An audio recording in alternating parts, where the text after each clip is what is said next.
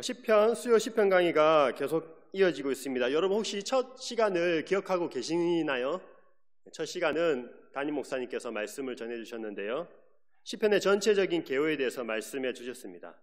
설교 중에 제가 이제 인상이 깊었던 말이 있는데 목사님께서 이런 말씀하셨어요.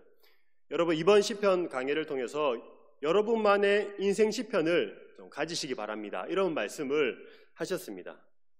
그 말씀을 뒤에서 듣고 있었는데요. 그때 마음속으로 저는 생각했죠. 목사님, 저는 이미 있습니다. 그게 바로 오늘 제가 준비한 이 말씀입니다. 학창 시절부터 시편 8편 이 말씀을 좋아했었는데 말씀 자체로 먼저 좋아하기보다는 먼저 찬양을 들었습니다. 시편 8편 찬양이 있는데요. 그 찬양을 통해서 이 시편 8편을 좋아하게 되었습니다. 그리고 이번에 이 시편 8편 설교를 준비하면서 좀 더 깊이 들여다보면서 더욱더 좋아하게 되었습니다. 여러분 알면 좋아하게 되고 좋아하게 되면 사랑하게 된다 뭐 이런 말이 있죠. 여러분들도 오늘 이 시간을 통해서 이 시편 8편이 여러분의 인생 시편이 되면 좋지 않을까라는 그런 기대를 가져봅니다. 이제 본격적으로 말씀을 살펴보도록 하겠습니다. 여러분 나눠준 유인물 같이 보시면서 따라오시면 될 것 같습니다. 단락 구분은 보시고요. 1번 표제라고 나와 있습니다. 여러분 성경책에 보시면 1절에 들어가기 앞서 위에 제목 같은 게 적혀져 있죠. 거기 보시면은 다윗의 시 인도자를 따라 깃딧에 맞춘 노래라고 이렇게 쓰여 있을 겁니다. 이 말은 우리나라 성경책에만 쓰여 있는 것이 아니라 히브리어 성경에도 이 말이 쓰여 있습니다. 이 구절이 기록되어 있습니다. 우리나라 성경에는 제목처럼 이렇게 구분을 해놓았지만 사실 히브리어 성경에는 이 구절이 1절입니다. 그러니까 1절 다윗의 시 인도자를 따라 깃딧에 맞춘 노래 이렇게 시작하게 되겠죠. 그러면 2절은 어디일까요? 2절이 여호와 우리 주여 주의 이름 이렇게 나가는 거예요. 그렇게 한 절씩 쭉쭉쭉쭉 밀리다 보면 우리나라 성경은 시편 8편이 1절부터 9절까지지만 히브리어 성경은 전체적으로 시편 8편이 1절부터 10절까지가 되는 거예요. 그런 부분은 여러분이 참고로 알고 계시면 될 것 같습니다. 여기 다윗의 시 인도자를 따라 깃딧에 맞춘 노래 이 표제를 통해서 몇 가지 정보를 우리에게 제공해 주는데요. 여기서 좀 낯선 단어가 나옵니다. 그게 깃딧이라는 단어입니다. 깃딧이라는 말. 이 깃딧에 맞춘 노래라고 되어 있기 때문에 아마 이 깃딧이 어떤 악기일 것이다. 노래를 연주하는 어떤 악기일 것이다. 아니면 국거리 장단 뭐 이런 것처럼 특정한 리듬을 말하는 것일 것이다 라고 이렇게 추정을 합니다. 하지만 정확한 뜻은 알 수 없습니다. 정확한 뜻은 알 수 없지만 어떤 리듬이나 악기를 뜻할 것이다 라고 학자들은 보고 있습니다. 여러분 2번 보시면 하나님을 생각하고 찬양하라 제가 이렇게 붙여봤는데요. 시편 8편은 다윗이 지었다고 알려져 있습니다. 말하고 있습니다. 성경에서. 그런데 다윗이 어떤 배경에서 또 다윗의 인생 가운데에 어떤 시간에 이 시편이 쓰여져 있는지는 알 수 없습니다. 그런데 많은 사람들이 이야기하기를 다윗이 양을 치던 그 목동의 시기에 있을 때 그때 지었거나 혹은 이후에 목동으로 있었던 때를 회상하면서 생각하면서 이 시를 지었을 것이다 라고 그렇게 이야기를 합니다. 여러분 다윗이 그 넓은 초원에서 들판에서 양을 치다가 이제 해가 저물고 밤이 되었을 때에 밤하늘을 바라보면서 아마 이 시를 짓지 않았을까라는 그런 생각을 해봅니다. 왜냐하면 근거가 있는데요. 3절에 보시면 이런 말씀이 있습니다. 주의 손가락으로 만드신 주의 하늘과 주께서 베풀어 두신 달과 별들을 내가 보오니라고 이렇게 말하고 있죠. 그래서 여기 나오는 달과 별들을 통해서 아마 밤하늘을 바라보면서 하나님을 기억하고 이 아름다움을 노래했을 것이다 라고 그렇게 생각이 됩니다. 여러분 그런 광경 보신 적이 있으십니까? 멋진 광경, 정말 장엄한 그런 놀라운 광경을 보실 때 여러분 어떤 생각이 드십니까? 조금 오래된 광고인데요. 아마 모두가 기억하실 것 같아요. 예전에 이런 광고 있었습니다. 정말 좋은 오렌지를 찾았을 땐 브라질에서 이렇게 이야기합니다. 따봉. 혹시 들어보셨나요? 네, 그 CF 광고가 나간 이후에 이제 우리나라 사람들이 좋은 거, 최고라고 표현을 할 때 이 엄지손가락을 올리면서 이 따봉이란 말을 굉장히 많이 썼습니다. 그래서 놀라운 광경을 봐도 따봉, 정말 멋진 것을 봤을 때는 두 손가락 올리면서 따따봉, 이렇게 표현을 하고 있습니다. 그런데 우리 믿음의 우리 권사님들, 집사님들, 장로님들, 성도님들 중에는 그런 표현보다는 이렇게 말하시는 분들이 종종 있어요.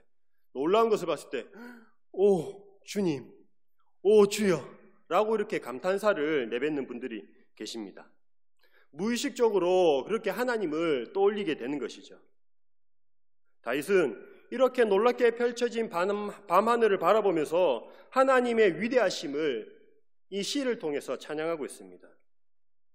여러분, 이처럼 우리는 성경책, 우리가 보는 성경, 하나님의 말씀을 통해서 하나님 보는 게 아니라 성경 말씀만을 통해서 하나님을 보는 것이 아니라 자연 만물을 통해서도 하나님을 만나고 경험을 할 수가 있습니다.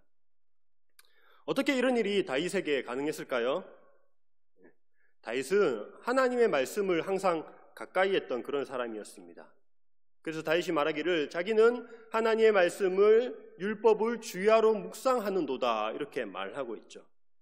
여러분, 하나님의 말씀을 묵상한다는 말은 주야로 하나님을 생각한다는 말입니다. 하나님을 기억하고 언제나 하나님을 생각하는 그런 뜻입니다. 그러니 무엇을 보더라도 또 어떤 상황을 만나더라도 그 속에서 다윗은 하나님을 발견할 수 있었고 그 가운데 계신 하나님께 찬양하며 영광을 돌릴 수 있었던 것입니다. 여러분, 시편 8편을 준비하면서 그래서 저도 밤하늘을 한번 쳐다보았습니다. 그러고 보니까 살아가면서 의도적으로 밤하늘을 쳐다보는 때는 거의 잘 없었던 것 같습니다. 어제 저녁에 교회 앞마당에서 밤하늘을 한번 물끄러미 쳐다보았는데요. 셀 수 없이 수없이 많은 별들이 빼곡히 차 있을 것을 기대했는데 그렇지 않았습니다. 사실 대충 셀 수 있겠더라고요. 그러니까 한 개, 두 개 이렇게 셀 수 있을 정도였습니다. 영롱하게 밝게 빛나는 그런 별빛과 달빛을 기대했었는데 사실 희미하게 잘 보이지 않았습니다. 밤하늘의 별보다는 높이 세워진 아파트의 그 불빛과 또 시내의 여러 네온 사인들, 그런 불빛이 솔직히 더 밝게 느껴졌습니다. 그래서 우리는 밤하늘을 보더라도 이 도심 속에서는 그러한 감흥을 느끼기가 쉽지 않은 것 같습니다. 그런데 저도 예전에 밤하늘이 참 아름답다고 느꼈던 때가 있었습니다. 청년 시절 때 잠시 단기 선교를 갔었는데요. 제가 간 곳은 굉장히 가난한 나라였습니다. 그래서 하루에도 정전이 몇 번씩 되는 거예요. 그리고 한 번 정전이 될 때마다 2시간 혹은 3시간씩 이렇게 정전이 되었습니다. 낮에 정전이 되면 별다른 문제가 없지만 밤에 정전이 되면 정말 깜깜하게 아무것도 보이지 않았습니다. 그래서 그곳 사람들은 대부분의 사람들이 호주머니에, 우리는 지금 호주머니에 마스크가 있죠. 근데 그곳 사람들은 대부분 호주머니에는 라이터를 들고 다녔습니다. 담배를 피지 않는 사람도 라이터가 있었는데, 왜냐하면 이렇게 정전이 되면 빨리 촛불에다가 불을 붙이고 불을 밝혀야 되기 때문에 그런 것을 소지하고 다녔습니다. 그곳에 있으면서 어느 날 저녁에 정전이 되었는데 정말 깜깜하게 아무것도 보이지 않았습니다.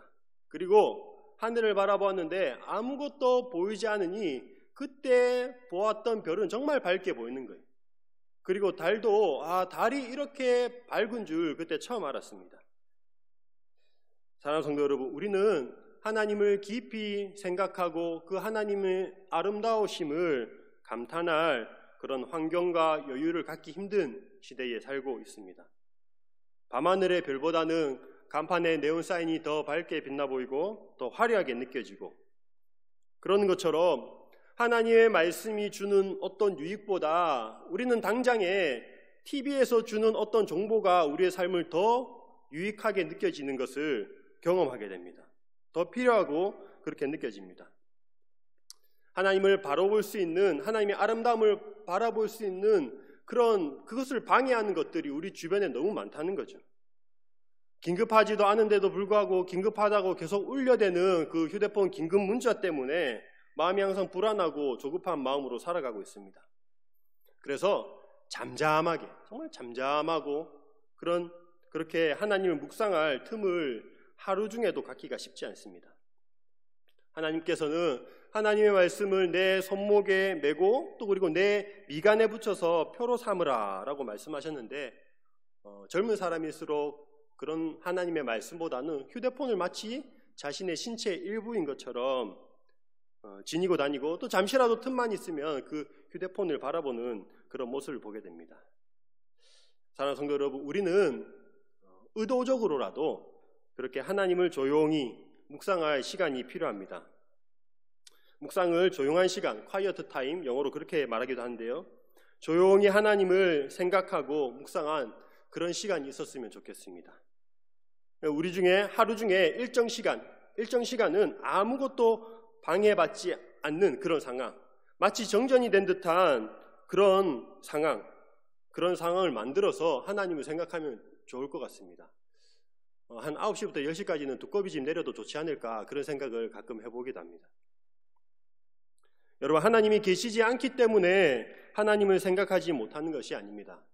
하나님은 어디나 계시고 언제나 계시지만 우리가 하나님을 발견하지 못할 뿐입니다. 현대인은 하루를 바쁘게 살아가는 것, 나는 오늘 이것도 했고 저것도 했고 나는 쉴 틈이 없었어라고 말하는 것을 미덕으로 여기지만, 하나님을 믿는 우리는 하루를 정말 빽빽하게 촘촘히 채우기보다 삶에 조금 여백을 두고 살아가면 좋겠습니다. 그리고 그 여백을 하나님으로 채워가는 우리 모두가 되면 좋겠습니다. 우리 3번입니다. 3번, 주권자이신 하나님.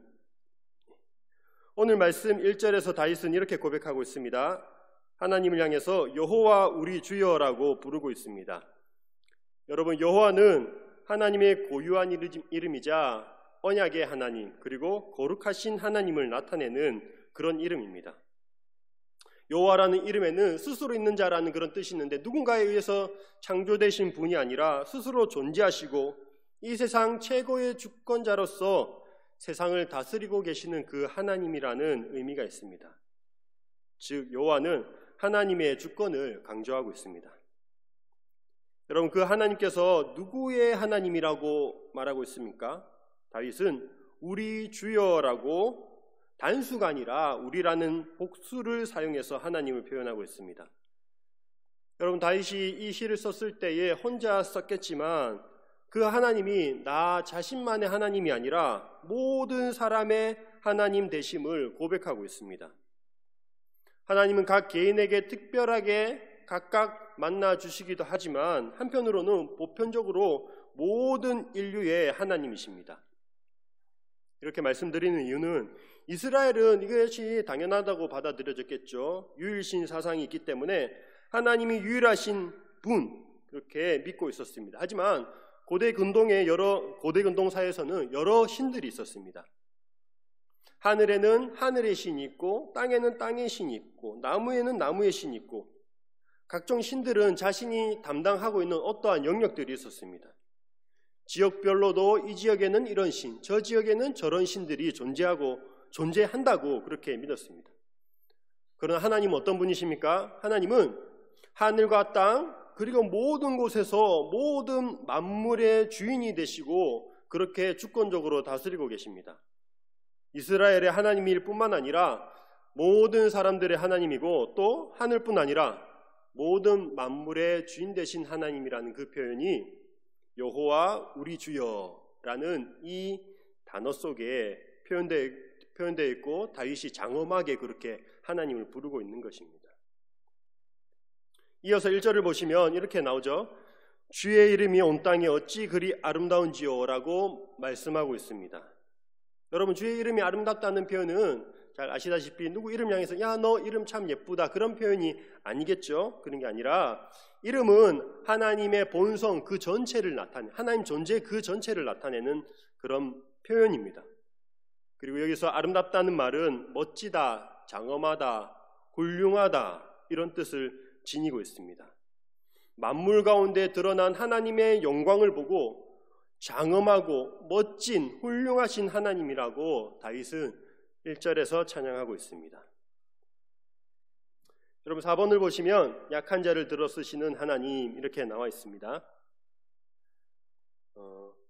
하늘을 바라보며 주의 영광이 하늘을 덮었다, 이렇게 또 표현하고 있죠. 1절에 보시면 후반부에 주의 영광이 하늘을 덮었나이다, 이렇게 말하고 있습니다.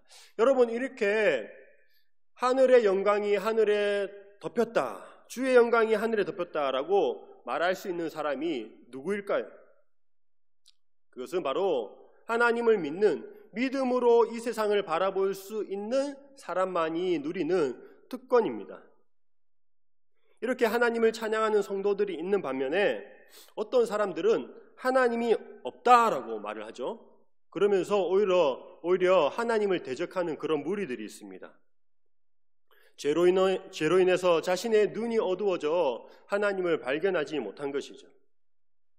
여러분, 우리는 가끔 어떤 물건을 눈앞에 두고도 찾지 못할 때가 있습니다. 그래서 어디 있겠지, 잘 찾아봐 라고 누가 옆에서 이야기하면 괜히 화를 버럭 내죠. 없다니까, 내가 잘 찾아봤는데 없다니까, 이렇게 화를 낼 때가 있습니다. 내가 찾아봤을 때 아무리 뒤져도 나오지 않았는데 이상하게 다른 사람이 보면은 여기 있네 라면서 한 번에 찾는 그런 경우가 있습니다. 사실 없는 게 아니라 발견하지 못했을 뿐이죠. 하나님에 대해서도 마찬가지입니다. 하나님을 만나지 못했을 뿐인데, 아직 자신이 경험하지 못했을 뿐인데 하나님이 없다고 말하는 그런 사람들, 그리고 그러면서 하나님을 대적하는 그런 무리들이 있다는 것이죠. 그런데 문제는 이런 사람들이 대다수를 차지하거나 또 이런 사람들이 오히려 힘이 강하게 느껴지는 그런 경우들이 있습니다. 2절을 제가 한번 읽어보도록 하겠습니다. 주의 대적으로 말미암아 어린아이들과 젖먹이들의 입으로 권능을 세우시며 이는 원수들과 보복자들을 잠잠하게 하려 하심이니이다. 여러분, 2절에 보시면 대적이라는 말과 어린아이들과 젖먹이들이라는 말이 서로 이렇게 대조를 이루고 있는 것을 볼 수 있습니다.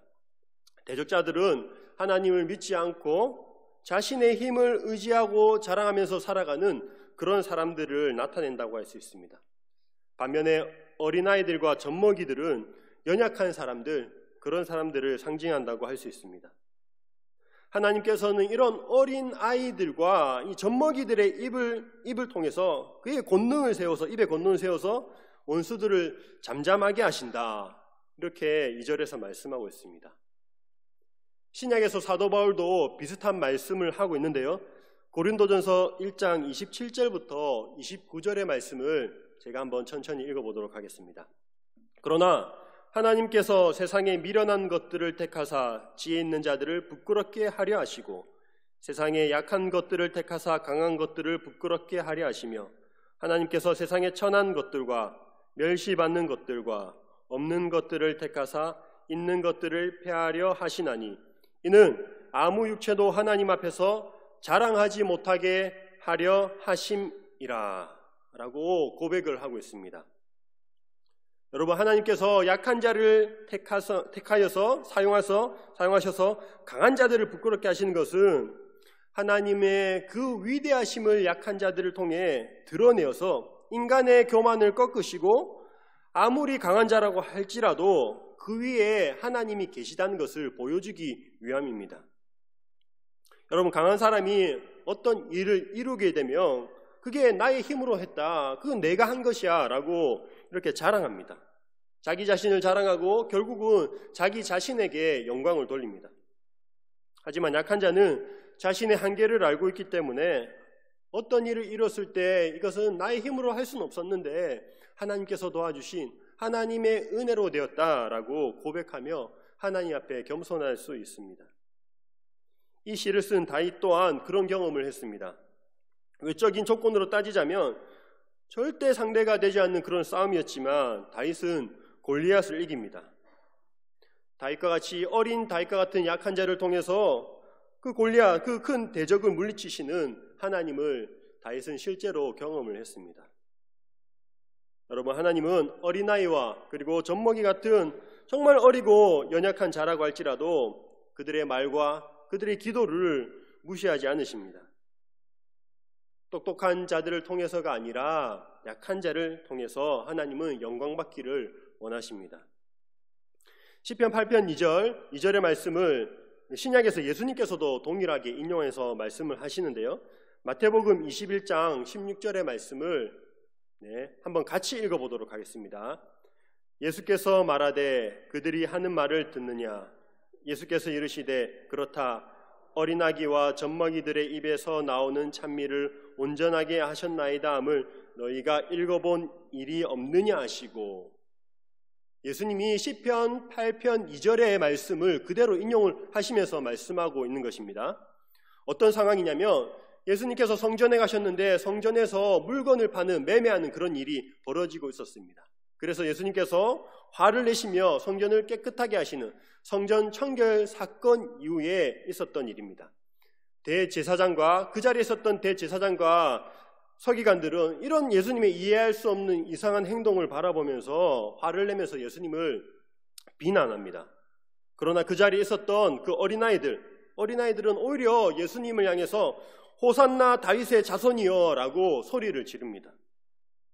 하나님의 말씀을 그렇게 잘 알고 있다고 말하고 또 날마다 경건하게 생활하고 있다고 하는 그런 대제사장과 서기관들, 그들은 정작 예수님이 어떤 분인지 모르는데 오히려 이 어린아이들의 입을 통해서, 작은 입을 통해서 예수님이 어떤 분인지 그 예수님의 영광을 드러내고 있는 장면입니다.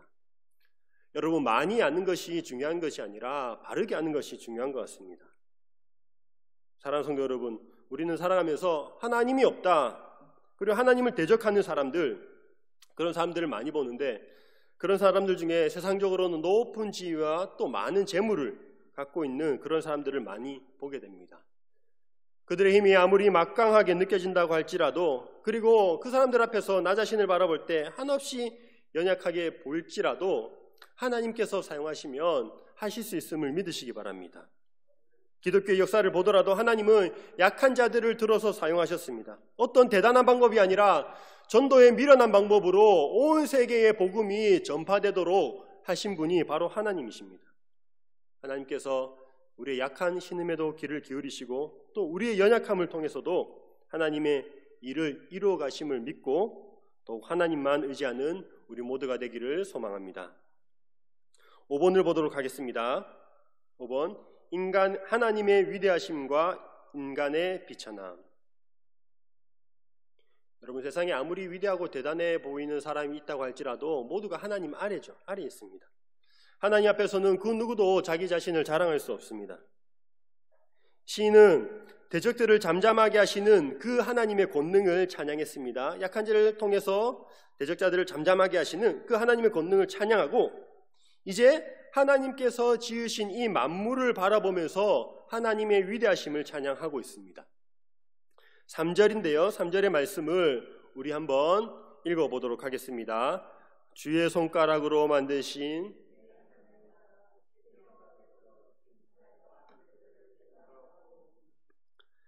(3절) 초반에 보시면 이렇게 표현하고 있죠. 주의 손가락으로 만드신이라고 이렇게 말하고 있습니다. 여러분, 근데 사실 엄밀히 말하자면 이 표현은 잘못된 표현이겠죠. 왜냐하면 하나님께서 이 세상을 만드실 때는 손가락으로 만들지 않으셨기 때문입니다. 무엇으로 만드셨죠? 말씀으로 세상을 창조하셨습니다.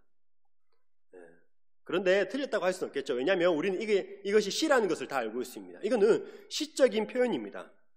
주의 손가락으로 만드신 이 말을 원문으로 직역해서 표현하자면 당신의 손가락의 작품이라고 할 수 있습니다. 하나님께서 만드신 이 세계는 어느 공장에서 나온 공산품이 아니라 마치 장인이 한 땀 한 땀 정성을 들여서 만든 명품과도 같은 그런 아주 정교하고 완벽한 그런 작품임을 이 다윗이 시적으로 표현을 하고 있습니다. 그리고 이 다윗은 하늘을 바라보면서 하나님이 얼마나 위대하고 높으신 분인지 깨닫는 동시에 자기 자신을 바라볼 때에 그 하나님 앞에 서 있는 나 자신, 인간이 얼마나 보잘것없고 하찮은 존재인지 이제 깨닫게 됩니다. 여러분, 제가 사진 하나 준비했는데요. 사진 하나 보도록 하겠습니다. 원래 약간 화질이 지지직거리는 이런 사진입니다. 이 사진은 과학 역사상 가장 철학적인 그런 사진으로 알려져 있습니다. 이 사진 이름이 영어로는 페어 블루 닷, 한글로는 창백한 푸른 점이라고 이렇게 이름이 지어져 있습니다. 이 사진은 나사의 무인 우주 무인 우주 탐사선 보이저 1호가 1990년에 태양계 밖에서, 우리 태양계 밖에서, 그러니까 지금까지 역사상 가장 멀리서 찍은 사진인 거예요. 태양계 밖에서 지구를 찍은 사진입니다. 저 하얀 동그라미 안에 보시면 작은 점이 혹시 보이십니까? 약간 푸른 점이라고 하는데 흰 거 같기도 하고 작은 그런 점이 보이죠? 저게 바로 뭐냐면 저게 지구입니다. 지구. 그렇다면 지구가 저만한데 저 안에서 여러분 우리는 어느 정도 크기를 차지하고 있을까요? 우주 가운데에 나는 정말 어떤 존재인가? 어느 정도의 존재인가? 죄송합니다. 없는 것과 마찬가지입니다. 없는 것과. 점 하나라고 표현할 수 없을 정도로 우리는 이 넓은 우주 가운데 있는 나 자신을 바라볼 때는 없는 것과 마찬가지인 존재입니다. 그런데 그 안에서, 그 지구 안에서 내가 조금 똑똑하다느니 아니면 내가 조금 더 크다느니 내가 코가 1mm, 2mm 더 높다느니 그렇게 하면서 아웅다웅 다투면서 살고 있습니다. 0.01초를 더 빨리 달리기 위해서 그렇게 고군분투하며 살아가고 있는 그런 인간들의 모습을 볼 수 있습니다. 다윗은 이렇게 놀랍고 이 장엄한 이 광경 앞에서 하늘을 바라보며 하나님 앞에 서 있는 자기 자신을 발견하고 있습니다. 사랑하는 성도 여러분, 우리는 보통 누구랑 우리 자신을 비교합니까? 바로 옆에 있는 사람하고 비교할 때가 많이 있습니다. 그래서 나보다 조금 더 나은 사람을 만나며 열등감을 느끼고요. 그리고 곧이어 곧 돌아서서 나보다 조금 부족한 사람들을 만나면 언제 그랬냐는 듯이 우월감을 느끼며 살아가고 있습니다. 그래서 때에 따라 누구를 만났느냐에 따라 말이나 태도가 바뀌는 것이 우리의 모습입니다. 하지만 하나님은 교만한 자를 미워하시고 겸손한 자를 사랑하신다는 것을 기억하시기 바랍니다. 하나님께서 말씀하시는 그 겸손은 누군가 어떤 사람과의 비교에서 나오는 것이 아니라 절대적인 하나님 앞에 서 있는 나 자신을 발견할 때 나오는 겸손입니다. 이 우주 가운데 나란 존재는 사실 아무것도 아닙니다.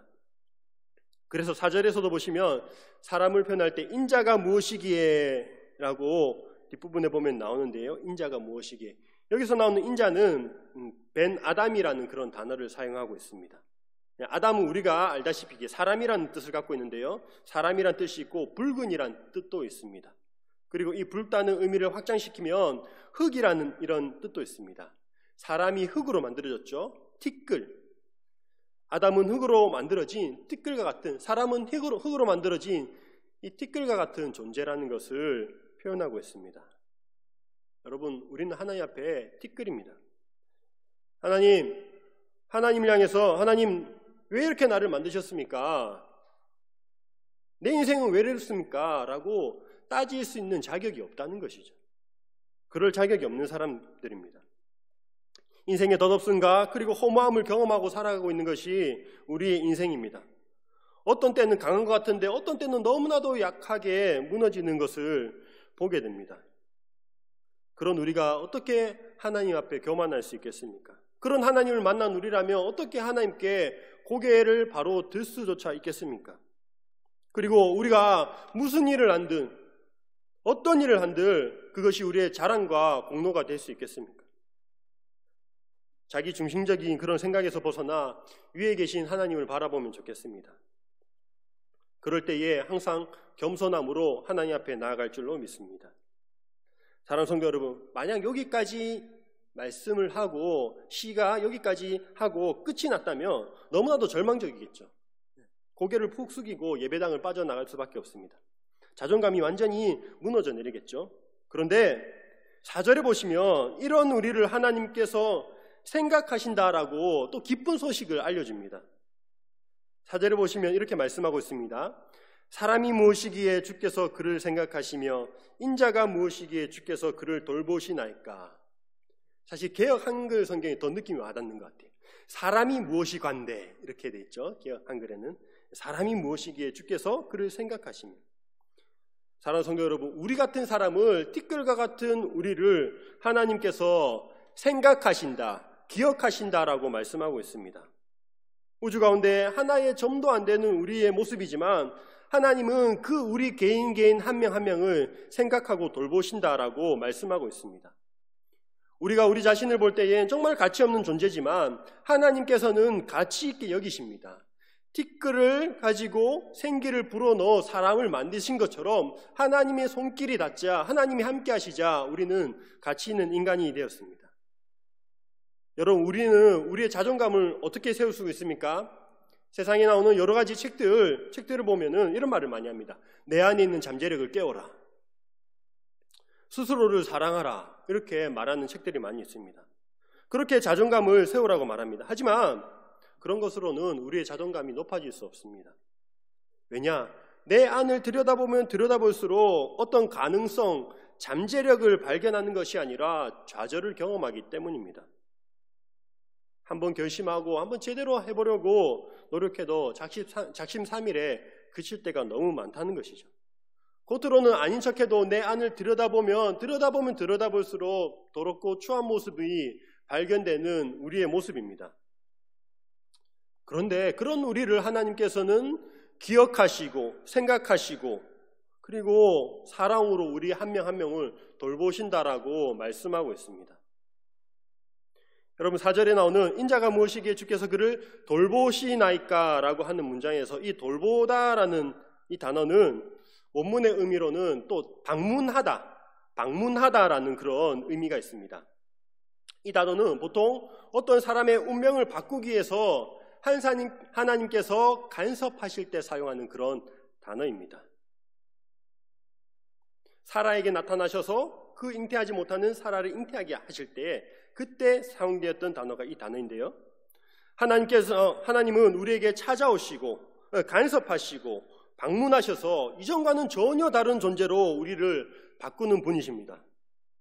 여러분, 조금 전에 설명드렸는데 하나님이 얼마나 크신 하나님입니까? 하나님께서 이 우주를 만드셨으니까 하나님은 이 우주보다 더 크신 하나님입니다. 더 넓고 더 깊은 분이 바로 하나님이십니다. 그런데 그렇게 우주보다 더 크신 하나님이 나의 이 작은 마음, 정말 이 작은 마음에 방문하신다는 것, 안에 계신다는 것, 그것이 얼마나 우리에게 신비롭고 놀라운 일이 아닐 수 없습니다. 하나님이 우리를 존귀하게 여기시고 그리고 우리를 돌보시고 또 우리 안에서 역사하고 계시기 때문에 우리 모두는 보잘것없는 그런 존재가 아니라 가치 있는 존재로 이 세상에서 당당하게 살아갈 수가 있습니다. 주변에 여러 아이들을 보면 어떤 아이는 참 부족한 게 많은 것 같은데 근자감이라고 하죠. 근거 없는 자신감이 넘치는 그런 당당한 아이들이 있습니다. 그런 아이들을 자세히 살펴보면 그런 아이들은 그 가정 가운데서 가족으로부터 많은 사랑을 받고 자라는 그런 아이일 가능성이 많이 있습니다. 여러분, 우리 모두는 하나님의 사랑을 듬뿍 받고 있는 사람인 줄로 믿으시기 바랍니다. 우리가 겸손하지만 당당할 수 있고 자신감이 있지만 교만하지 않을 수 있는 이유는 하나님 앞에서 나 자신을 발견했기 때문입니다. 이제 5절을 보도록 하겠습니다. 5절에 제가 읽어보겠습니다. 그를 하나님보다 조금 못하게 하시고 영화와 존귀로 관을 씌우셨나이다. 여러분, 하나님께서 이 인간에게 영화와 존귀로 관을 씌우셨습니다. 하나님의 그 영화와 존귀를 사람에게도 주셨다는 거죠. 다른 말로 하자면 하나님의 그 형상으로 사람을 창조하셨다는 말입니다. 그래서 우리에겐 하나님의 형상이 있습니다. 그리고 하나님께서 이렇게 하나님의 형상대로 영화와 존귀로 관을 씌우신 이유를 6절에서 또 설명하고 있는데요. 6절에 보시면 이렇게 나와 있죠. 주의 손으로 만드신 것을 다스리게 하시고 만물을 그의 발 아래 두셨으니. 하나님께서 하나님의 형상대로 사람을 창조하시고 그 하나님의 통치권을 사람에게 위임하신 것입니다. 창세기에서 하나님이 아담을 창조하시고 아담에게 말씀하신 것처럼 생육하고 번성하고 땅에 충만하고 정복하고 다스리라고 그런 사명을 우리에게 주셨습니다. 만물을 6절에 보시면 만물을 그의 발 아래에 두셨으니라는 말은 하나님의 대리 통치자로서 우리를 세우셨다, 우리를 삼으셨다라고 할 수 있습니다. 다윗은 하늘의 그 모습과 자연 만물의 모습을 보고 하나님의 위대함을 깨닫습니다. 그러한 자연 만물이 정말 놀랍게도 그 하나님의 영광을 드러내고 있는 것을 발견하게 됩니다. 하지만 그 어떤 자연 만물보다 해보다 달보다 별보다 사람을 더 존귀하게 여기시고 또 자연을 위해 사람을 창조하신 것이 아니라 사람을 위해서 이 모든 자연 만물을 지으신 그 하나님을 깨닫게 됩니다. 하나님께서 만드신 아름다운 세상의 모든 것들은 인간을 위해 창조하셨습니다. 여러분, 창조의 순서를 보더라도 해와 달과 별과 가축과 식물과 모든 것들을 창조하신 다음에 모든 것들을 구비하신 다음에 마지막에 사람을 창조하셨습니다. 왜냐? 인간을 위해서 이 모든 것들을 준비하신 것입니다. 세상의 어떤 피조물이라도 하나님의 영광을 가장 잘 드러내는 창조물은 바로 사람입니다. 왜냐하면 사람이 하나님의 형상대로 지음을 받았기 때문입니다.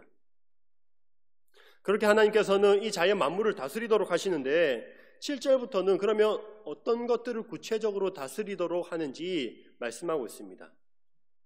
먼저 7절에 보시면 곧 모든 소와 양과 들짐승이며 이렇게 말씀하고 있습니다. 여러분, 양과 소라는 것은 인간의 통제 아래에 있는, 인간이 기르고 있는 가축을 뜻합니다. 그러니까 이미 우리가 다스리고 있고 우리 손길이 미치고 있는 그런 가축들이라는 말입니다. 그거는 이해가 되는데 그것들뿐만 아니라 인간의 손길이 닿지 않는 들짐승, 야생동물을 말하는 것이죠. 자기 마음대로 살아가고 있는 그 야생동물조차 인간의 통제 아래에 두셨다고 말씀하고 있습니다.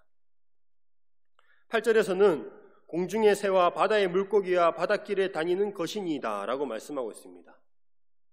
하늘을 자유롭게 날아다니고 있는 그 새도 인간의 다스림 아래에 두셨다는 것입니다. 저 깊은 바다에 있는 물고기, 우리가 한 번도 보지 못한 그 물고기들조차도 하나님은 통제하고 지배하고 다스리고 돌보도록 우리에게 위임하셨습니다. 우리가 실제로 살아갈 때 날마다 다른 사람들의 눈치를 보고 또 누군가에 의해서 통제를 당하고 살아가고 있는 것처럼 느껴지지만 사실 하나님께서는 우리가 우리 자신을 생각하는 것보다 훨씬 더 우리를 높게 여기시고 우리를 세워주셨습니다. 사랑하는 성도 여러분, 그렇다면 하나님께서 우리 인간을 통해서 모든 자연 만물을 다스리도록 하셨다면 이 자연이 이 인간의 말에 복종해야 되는 거 아닐까요? 그런데 현실은 그렇지 않은 것 같습니다. 홍수가 일어나고요, 가뭄이 있고요, 여러 들짐승들이 사람을 해치는 일들이 발생합니다. 눈에 보이지도 않는 이 작은 바이러스 때문에 많은 사람들이 불안해하고 이 바이러스를 통치하는 것이 아니라 오히려 이 바이러스의 통제를 받으면서 지금 살아가고 있습니다. 마치 창조세계가 인간에 대해서 반역을 일으키고 있는 것 같습니다. 사람들은 어떻습니까? 사람들은 또 반대로 하나님께서 이 자연을 다스리도록, 그러니까 돌보도록 통치권을 위임하셨는데 오히려 자연을 훼손시키고 파괴하면서 고통을 주고 있습니다. 여러분, 무엇 때문에 그렇습니까? 바로 죄 때문이죠. 죄.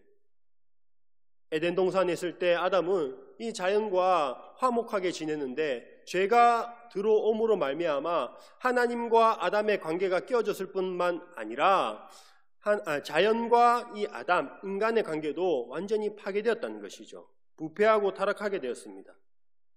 그래서 엄밀히 말하자면 오늘 읽은 시편에서 말하고 있는 하나님께서 부여하신 이 자연에 대한 통치권이 죄로 인해서 부패되었고 상실되었다고 말할 수가 있습니다. 여러분, 하지만 놀라운 것은 이 신약 성경에 들어오면 신약에서 이런 통치권들이 다시 회복될 것이다 라고 말씀을 하고 있습니다. 오늘 5절의 말씀을 제가 다시 한번 읽어보도록 하겠습니다. 그를 하나님보다 조금 못하게 하시고 영화와 존귀로 관을 씌우셨나이다. 여러분, 하나님보다 조금 못하게 하시고 이 부분을 헬라어 성경에서는 천사보다 조금 못하게 하시고라고 이렇게 번역을 하고 있는데요. 천사보다 조금 못하게 하시고라고 번역을 하면서 인용한 그 신약 성경이 히브리서에 나옵니다. 히브리서 2장에 나오는데 히브리서 2장부터 2장 7절부터 9절까지 좀 길긴 하지만 제가 한번 읽어보도록 하겠습니다.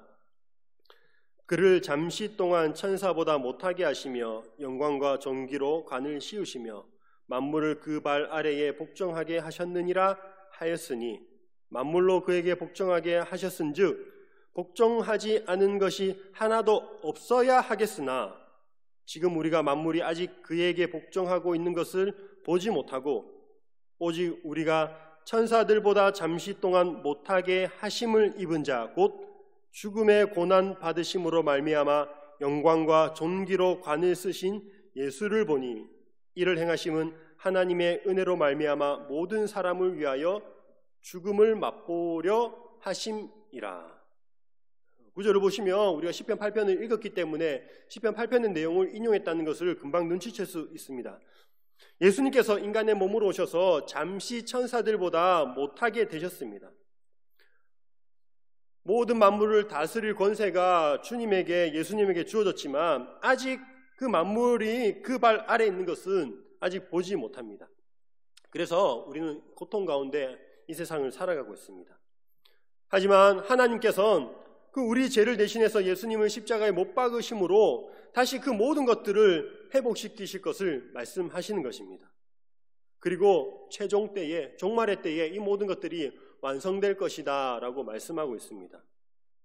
그때에는 우리가 눈에 보이는 이런 자연 만물뿐 아니라 눈에 보이지 않는 것들까지도 그 예수 그리스도의 발 아래에 복종시킬 것입니다. 어둠의 세력을 복종시키시고 마침내 우리가 그렇게 두려워하던 죽음까지도 복종시키셨고 복종시키실 것입니다. 그래서 우리는 죽음까지 정복하신 그 죽음을 통치하신 예수님으로 말미암아 새 생명을 얻게 되는 것입니다. 그래서 바울은 또 이렇게 고백하고 있죠. 고린도전서 15장 55절부터 57절까지는 이렇게 얘기하고 있습니다. 사망아 너의 승리가 어디 있느냐? 사망아 내가 쏘는 것이 어디 있느냐? 사망이 쏘는 것은 죄요 죄의 권능은 율법이라. 우리 주 예수 그리스도로 말미암아 우리에게 승리를 주시는 하나님께 감사하노니. 죽음까지도 정복하신 그 예수님을 바라보면서 소망 가운데 살아가는 우리 모두가 되기를 주님의 이름으로 축복합니다. 말씀을 마무리하도록 하겠습니다. 사랑하는 성도 여러분, 과연 우리 인간은 어떤 존재일까요? 우리는 우리 자신에 대해서 끊임없는 질문을 던지고 있습니다. 우리 인생은 어떨 때 보면 먼지 같은 인생처럼 느껴집니다. 사자보다 약하고 또 사슴보다 느린 것이 우리의 모습입니다. 자연 만물 앞에 선 인간은 한낱 초라한 그런 모습일 뿐입니다. 그런데 그런 우리를 하나님께서는 높여주시고 존귀하게 여기십니다. 우리를 생각하시고 기억하시고 돌보고 계십니다. 이것이 하나님의 은혜입니다. 이것이 하나님의 사랑입니다.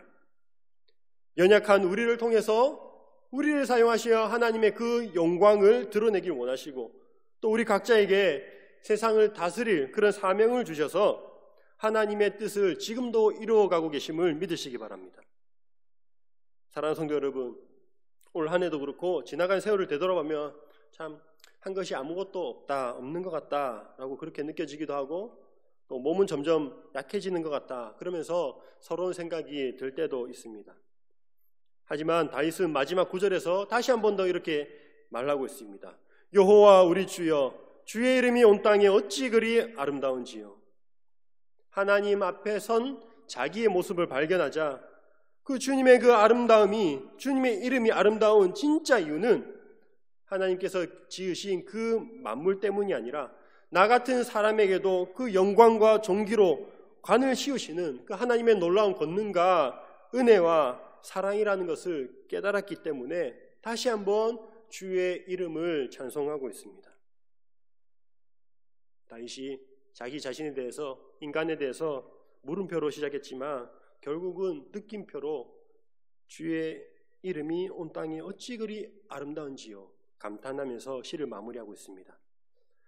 하나님 앞에서 우리 자신을 발견하고 겸손하지만 당당하게 하나님의 은혜에 감사하며 또 주님께 영광 돌리는 삶을 살아가는 우리 모두가 되길 주님의 이름으로 축복합니다.